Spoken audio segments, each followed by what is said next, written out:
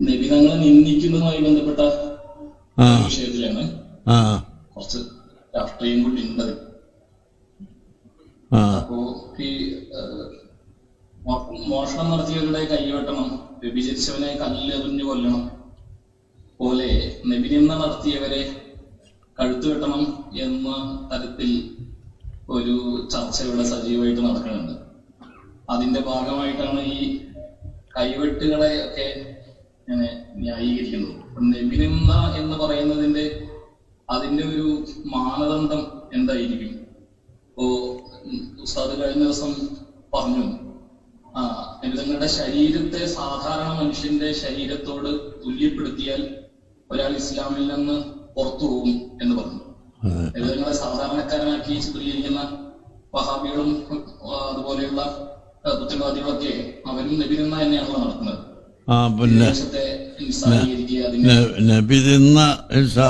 സംസാരിക്കുക പോലുള്ള രണ്ടും കൂടി പറയാൻ, അതെ ഞാൻ പറയാം, രണ്ടും കൂടി പറയാൻ ഇന്ന് നേരമില്ല. ആദ്യം കൈവെട്ട് പോലത്തെ പ്രവൃത്തിയെ സംബന്ധിച്ച് പറയുന്നു, നബി തിന്ന നടത്തിയാലും ഇനി വേറെ എന്ത് വൻകുറ്റങ്ങൾ വേറെ ചെയ്താലും അല്ലാഹു തആലയെ തന്നെ നിന്ദിച്ച് ഇസ്ലാമെന്ന് പുറത്തു പോയാലും അവരെ ശിക്ഷിക്കാൻ വ്യക്തികൾക്ക് അധികാരവും അവകാശവും ഇസ്ലാമിൽ ഇല്ല. അത് ഭരണാധികാരികളും കോടതിയും നിശ്ചയിക്കുന്നതനുസരിച്ചല്ലാതെ ഒരു ശിക്ഷയും നടപ്പാക്കാൻ ഇസ്ലാം മതം അനുവദിക്കുന്നില്ല. അങ്ങനെ ഇപ്പോൾ കള്ളു കുടിച്ചവനെ അടിക്കണമെന്ന് ഇസ്ലാമിൽ നിയമമുണ്ട്.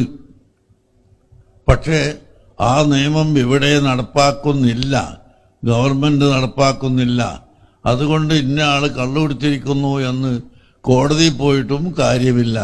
അതുകൊണ്ട് കുടിക്കുന്നതോ കുടിക്കട്ടെ, നമ്മൾ കുടിക്കണ്ടെന്ന് ഞങ്ങളോട് പറഞ്ഞു കൊടുക്കുക എന്നല്ലാതെ ചുരുക്കം ഒറ്റ വാക്കിൽ പറഞ്ഞാൽ ശിക്ഷ നടപ്പാക്കാൻ വ്യക്തികൾക്കോ കമ്മിറ്റികൾക്കോ ഒന്നും അധികാരമില്ല. ഉത്തരവാദപ്പെട്ട കോടതി മുഖേന ഗവൺമെന്റിന് മാത്രമേ അധികാരമുള്ളൂ എന്നർത്ഥം.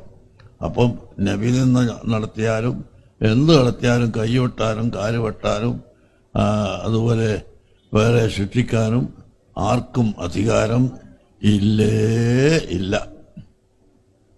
ബാക്കി ഇൻഷാ അല്ലാഹ് നാളെ പറയാം. മാഷാ അല്ലാഹ് നമ്മളെ അമാനിയാണ്. ചെല്ല്